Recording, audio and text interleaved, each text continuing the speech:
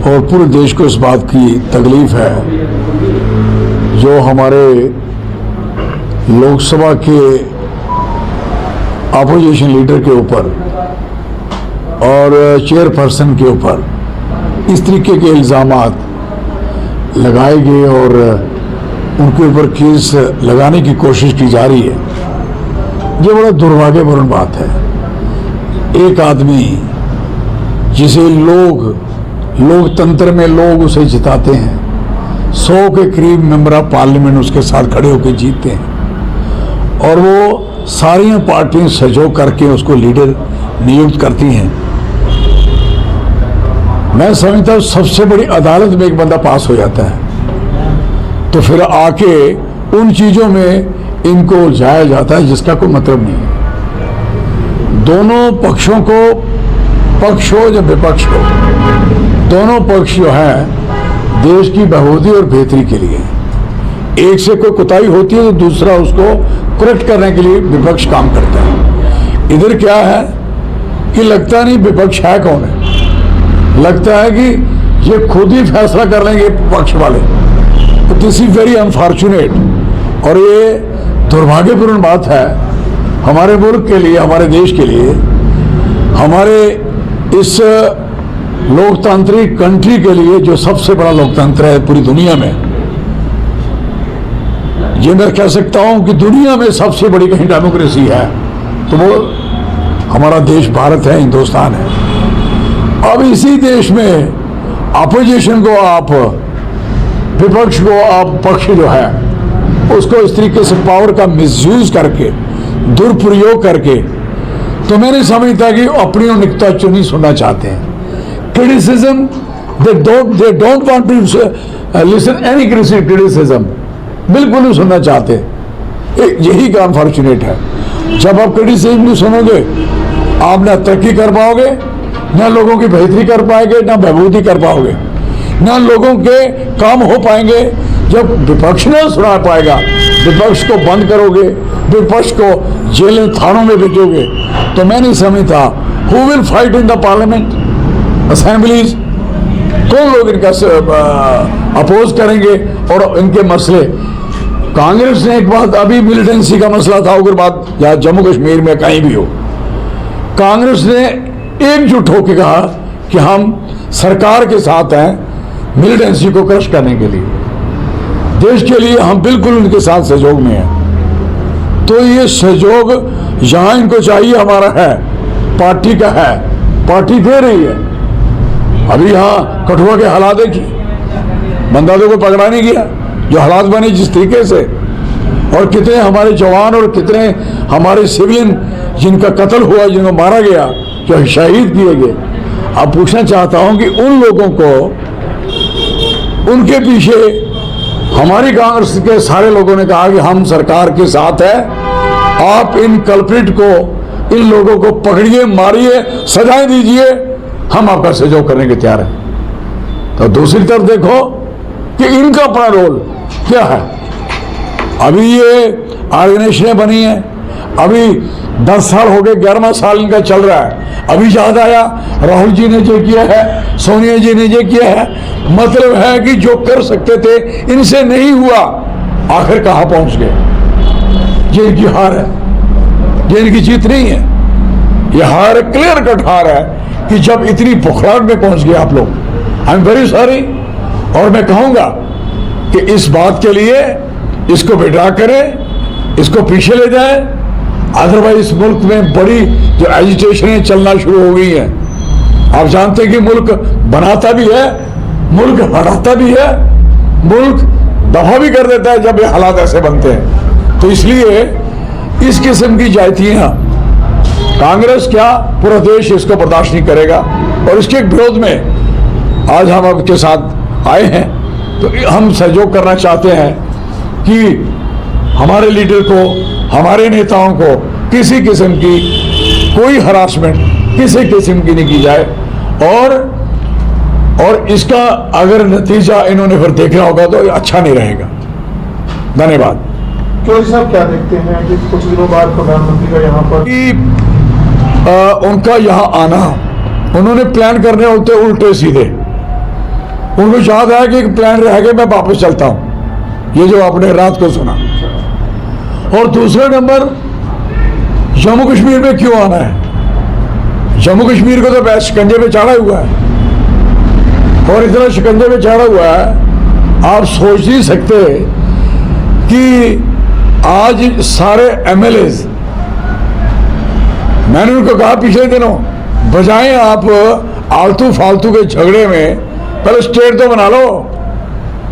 State बनेगी, state chief minister के पास, सरकार के पास पावर होगी, फिर उसको अपोज भी करोगे, उसको सपोर्ट भी करोगे। जिनके पल्ले कुछ नहीं, उस असेंबली में ची ची पापा भी करते रहे। मैंने सजेस्ट किया कि सारे लोग उमर साहब को, सारे MLAs, whether NC, PDP, Congress और जितने भी लोग हैं, बीजेपी, सारे इकट्ठे होके, जम्मू की स्टेट के सारे एमएलए नहीं चाहते, बीजेपी नहीं चाहती क्या? अगर नहीं चाहती तो दुर्भाग्यपूर्ण बात है, फिर लोगों ने इनको बना के गलती कर ली।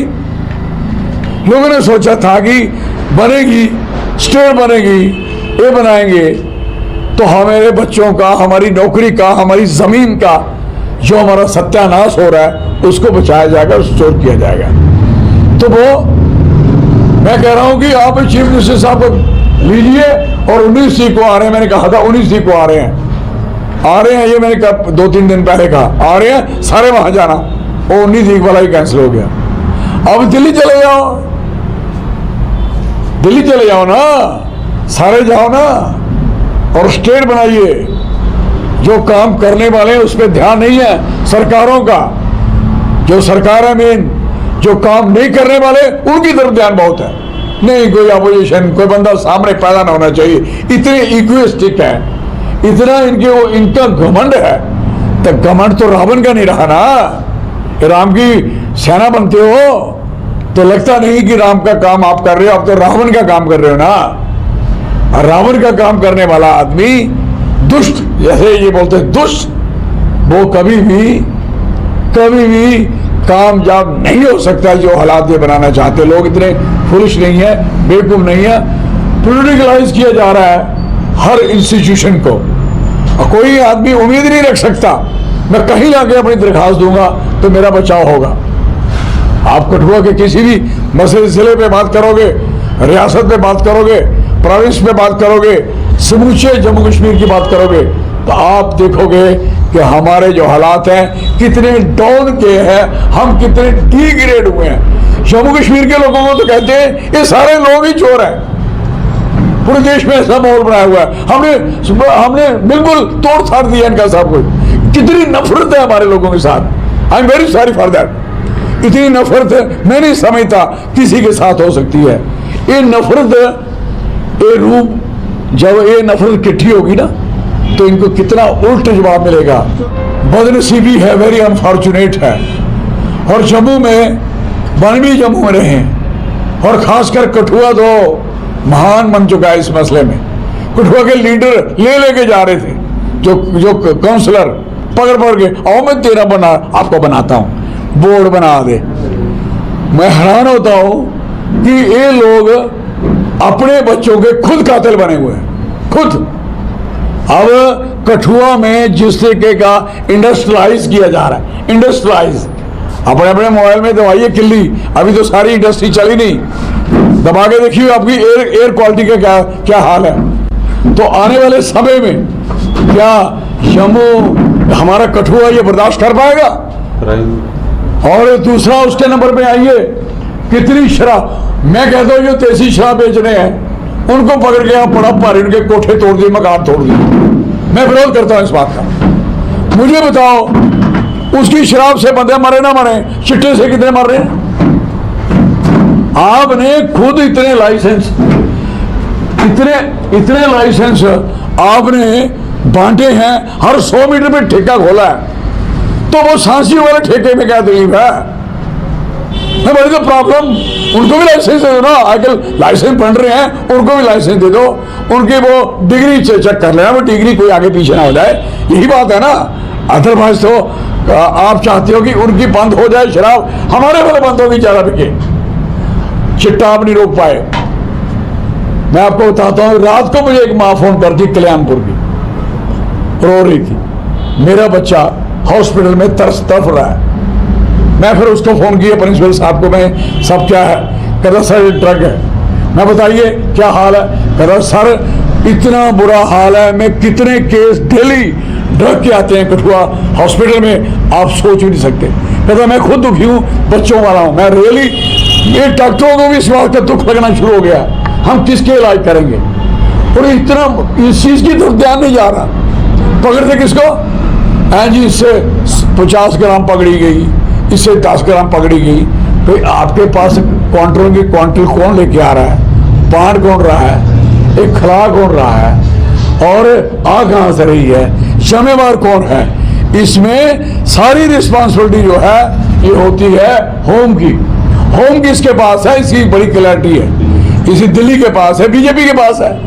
ये नशा जितना बच्चों को दिया जा रहा है, ये सारा बच्चे एक साजिश है कि जम्मू का जितने बच्चे इनके फ्यूचर डार्क कर दो, ना नौकरी मांगे, ना काम मांगे, ना कारोबार मांगे।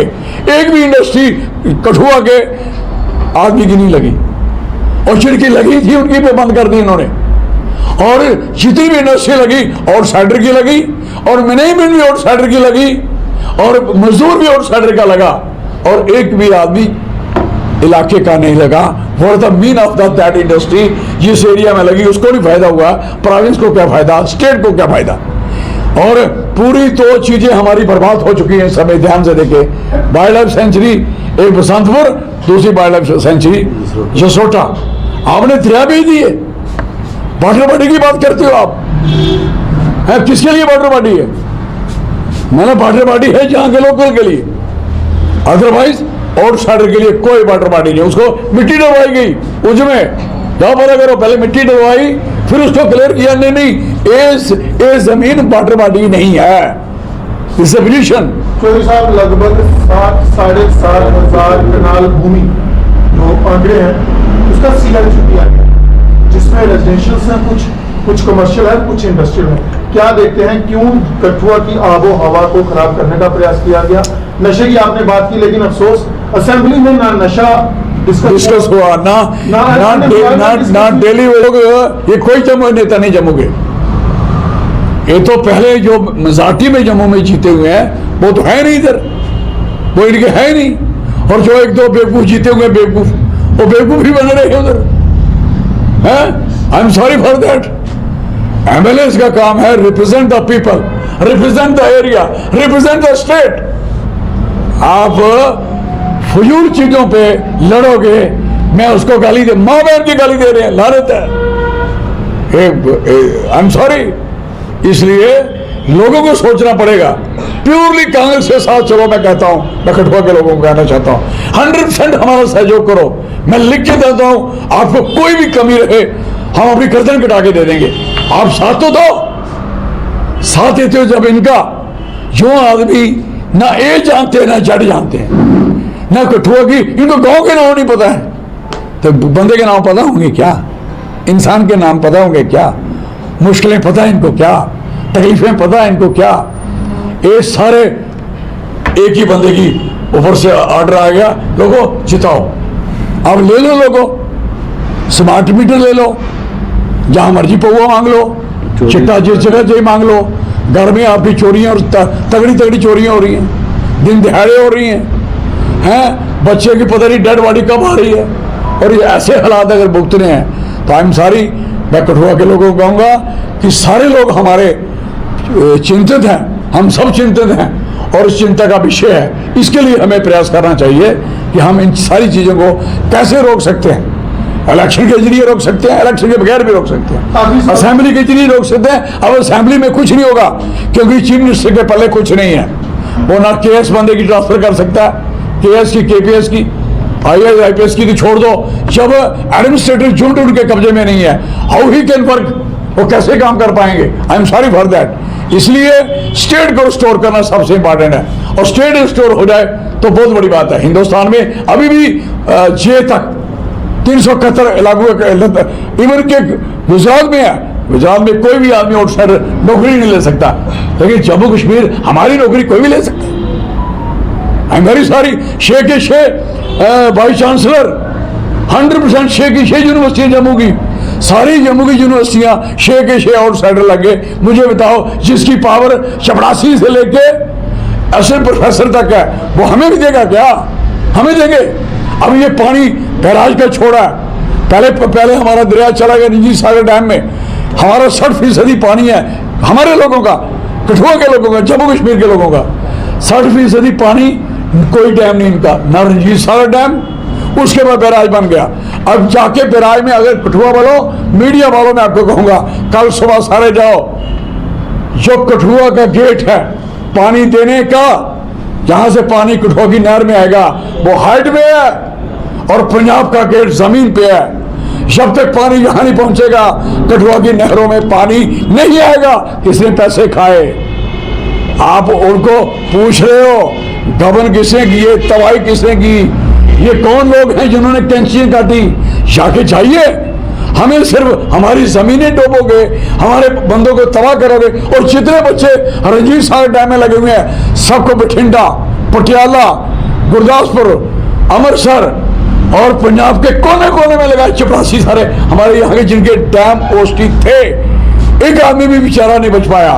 और जो अभी लगेंगे फिर इनको उठा के उधर लगा दिया जाएगा। One the mean of dam ओस्टी, उसकी जमीन जहां गई, लगेंगे कहां? नौकरी बाहर करेंगे? क्यों करेंगे?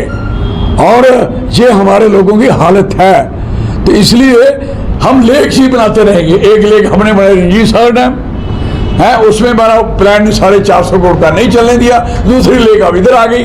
हाँ, लोग हमारा पंजाब के लोग, दाएं बाएं के लोग लेक देखने आएंगे, लेकिन हमारी हालत कोई देखने नहीं आएगा। धन्यवाद, शुक्रिया, जय हिंद।